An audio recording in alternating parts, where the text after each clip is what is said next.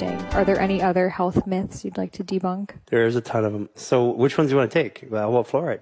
Sure, yeah, let's talk about that. I feel like my audience knows fluoride is not good, but it's never. I never get messages from dentists like, "Excuse me, can you please show me the studies on why fluoride is bad?" And yeah, so the answer for every scientist or every doctor or every practitioner when you do something against an arm is show me the study that promotes it. Well, we have studies. Fluoride's an interesting one. It was fluoride.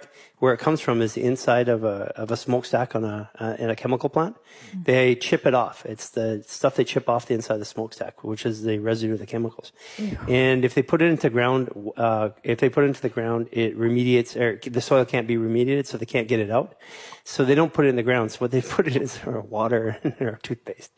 So fluoride is a cytotoxin. And again, anytime you have something that's controversial, that's gonna poke at what does affect your health, you're going to have opposing science. Mm-hmm.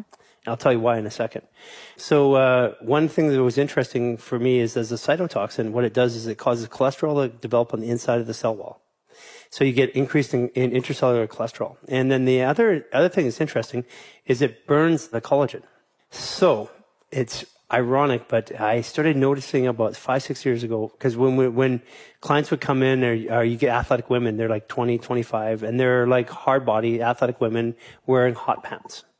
And right at their bum cheeks, they got dimples.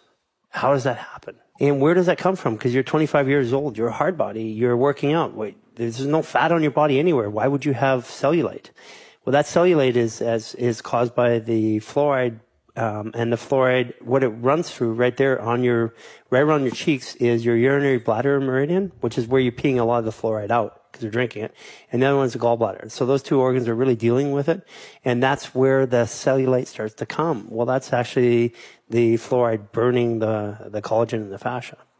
That's a fairly new phenomenon, by the way. You didn't see that 20 years ago. So how can we get rid of the excess fluoride that has built up in our systems?